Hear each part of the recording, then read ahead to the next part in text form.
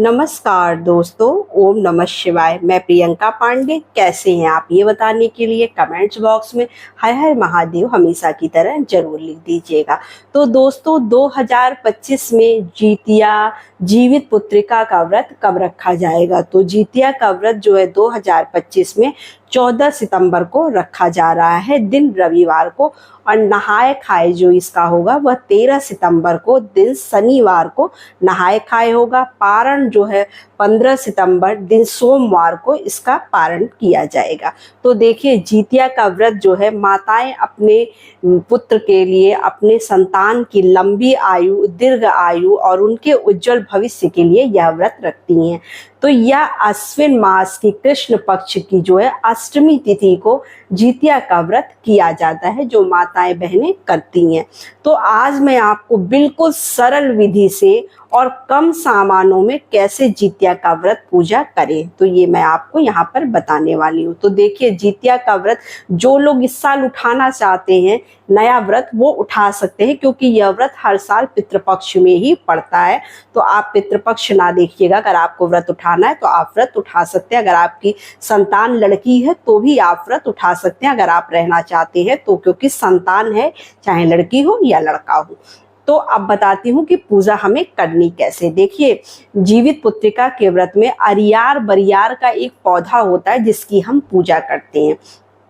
तो अरियार बरियार का पौधा बहुत मुश्किल से मिलता है, जल्दी मिलता नहीं है। शहरों वगैरह में तो बिल्कुल भी नहीं मिल पाता है। तो इसके लिए आप क्या करिएगा, देखिए, अगर जंगल वगैरह झाड़ी वाड़ी है या गाँव में कहीं दूर दराज में आपको अरियार बरियार का पौधा मिल जाता है, इसीलिए इसकी पूजा सामूहिक रूप से की जाती है। और अगर आप अपने घर में मान लीजिए आपको इजली कहीं मिल जा रहा है, तो जो है हर त्योहार पे पौधे बिकने लगते हैं, जैसे वट सावित्री पे वट वृक्ष का पेड़ मिलने लगता है, उस तरह से मिल भी जाता है। अगर मिल जाए इजली तो आप अपने घर में उसको जो है लगा कर और पूजा कर सकते हैं। अगर ना मिले, मान लीजिए आपको पौधा नहीं मिलता है, तो आप इस स्थिति में क्या करेंगे?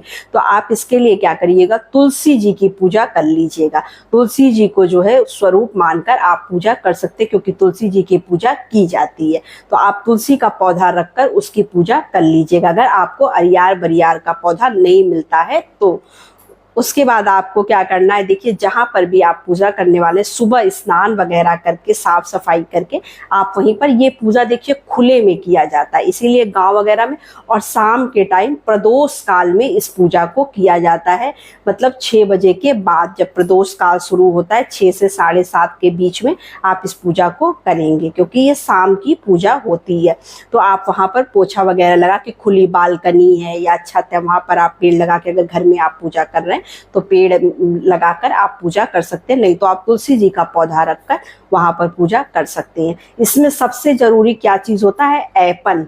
ऐपन आप जरूर बना लीजिएगा। ऐपन कैसे बनता है मैं बता दे रही हूँ, बहुत से लोगों को पता भी होगा, जिनको नहीं पता है उनके लिए है। चावल को आप पीस दीजिएगा और उसमें हल्दी मिलाकर ऐपन बना लीजिएगा। बहुत लोग आटे में हल्दी मिलाकर भी बनाते हैं, लेकिन हम लोग चावल में हल्दी मिलाकर ही ऐपन बनाते हैं। तो ऐपन बना लीजिएगा, पौधा रख लीजिएगा, वहीं पर आप जो है एक चौक बना लीजिएगा। चौक बनाने के बाद देखिए, बहुत लोग कलश की स्थापना करते हैं। तो कलश की स्थापना 2 तरह से की जाती है, एक श्री कलश की स्थापना की जाती है, एक दीप कलश की स्थापना की जाती है। और आप बिल्कुल सरल विधि से, अगर मैं तो बिल्कुल सरल विधि से पूजा करती हूँ, तो मैं आपको सरल विधि से ही बता रही हूँ। कलश में आप मौली बांध दीजिएगा, उसमें जल भर दीजिएगा, जल भरकर 1 रुपए का सिक्का, फूल, चावल, हल्दी वगैरह डालकर और जो है कलश की स्थापना कर दीजिएगा। ऊपर चावल रख के, चाहे तो आप नारियल रख लीजिए या हाँ नारियल ही रख के आप पूजा कर लीजिएगा, कलश की स्थापना कर लीजिएगा। और अगर आप कलश नहीं रखना चाहते, बहुत लोग कलश के बिना ही पूजा करते हैं, तो आप इस तरह से भी कर सकते हैं। जैसे मान लीजिए कोई दूर दराज बाहर करने गया है पूजा, गांव वगैरह में, या जहाँ पे उनको सामूहिक पूजा हो रही वहां वो कर रहे हैं, तो वहां कलश वगैरह कहाँ रख पाएंगे, तो वो बिल्कुल सिंपल विधि से पूजा करेंगे। और जो हम ऐपन बनाए रहते हैं, वही अरियार बरियार के पौधे पर हमें ऐपन लगाना होता है और जितिया लेनी होती है। देखिए, आपके जितने पुत्र हैं उतनी आप जितिया ले लेंगे और एक जितिया आपको चढ़ानी होती है। तो आप इस बात का ध्यान रखिएगा। अगर आप देखिए सोने चांदी की जितिया बनवाना चाहते हैं या आपने बनवाया हुआ है, तो देखिए आप सोने चांदी की जो जितिया है उसको धुलकर और उसमें जो उसकी डोरियां होती हैं, धागे, वो धागे बदल दीजिएगा। क्योंकि इस पूजा में हम सोने चांदी का जितिया पहनते तो जरूर है, लेकिन धागे का विशेष महत्व होता है, धागे का ही महत्व होता है। तो इसलिए जितिया धागे का ही होना चाहिए। अगर बनवाए हैं तो कोई बात नहीं, आप बनवाना चाहते हैं आप बनवा लीजिए, हर साल धागे बस उसके चेंज कर दिया करिए। तो इस तरह से हम जितिया को चढ़ाते हैं वहां पर। और गौरी गणेश बनाते हैं। अगर गौरी गणेश चाहे तो आप गोबर से भी बना सकते हैं, चाहे तो सुपारी से बना सकते हैं, या आपके पास गौरी गणेश की कोई मूर्ति है तो आप मूर्ति रखकर पूजा कर सकते हैं। भोग में आपको क्या लगाना, देखिए बहुत लोगों का पुआ पकवान का भोग लगता है, बहुत लोग जो है वो ड्राई फ्रूट्स का भोग लगाते हैं, मिठाई का भोग लगाते हैं, और सीजनल फल आपको जरूर भोग लगाना होता है। आपको सिंदूर, जैसे मान लीजिए इस खरमास में कहते हैं कि पीले सिंदूर का प्रयोग नहीं किया जाता है, लेकिन जितिया के व्रत में आपको पीला सिंदूर ही लगाना होता है। जो पौधा होता है उस पर भी हम पीले सिंदूर से पूरा टीकते हैं, और भगवान की पूजा भी पीले सिंदूर से चौक वगैरह सब पर करते हैं। तो बहुत लोग आसन चौकी लगा कर करते हैं, बहुत लोग जमीन पर ही पूजा करते हैं, क्योंकि वैसे जमीन पर ही किया जाता है, खुले में ये पूजा की जाती है, तो वहाँ आसन वगैरह कोई कहाँ पर लगाएगा। तो इस तरह से हम पूजा करते हैं। उसके बाद आपको सीजनल फल में केला, सेब, जो भी आपको सीजनल फल मिल जाए वो आप फल चढ़ा दीजिएगा वहां पर। धूप दीप, देखिए दीपक जला लीजिएगा, धूप दीप जला लीजिएगा। और पूरे विधि विधान से देखिए इसकी पूजा निर्जला व्रत रहकर बिल्कुल किया जाता है, ना कुछ खाया जाता है ना कुछ पिया जाता है। एक दिन पहले से ही शाम को सिर्फ भोजन हम लोग करते हैं नहाए खाए के दिन, और दूसरे दिन जो है सुबह वही सरगही, जो बहुत लोग दही चूरा खाते हैं, बहुत लोग तुरई की सब्जी, मतलब जिसके यहाँ का जो नियम हुआ उस तरह से करता है। तो सब लोग अपने अपने घर का ही नियम करते हैं, लेकिन सरल विधि से पूजा, जो लोग नए लोग उठाने वाले हैं, सरल विधि से आप करना चाहते हैं तो आप इस तरह से पूजा कर सकते हैं। आरती, देखिए कोई ऐसी आरती ज्योतिया मतलब त्योहार के लिए, व्रत के लिए नहीं बनाई गई है, तो आप जो आरती ओम जय जगदीश हरे आरती होती है, ये आप सभी पूजा में सभी भगवान के लिए कर सकते हैं। इससे हम सभी भगवानों की पूजा कर लेते हैं।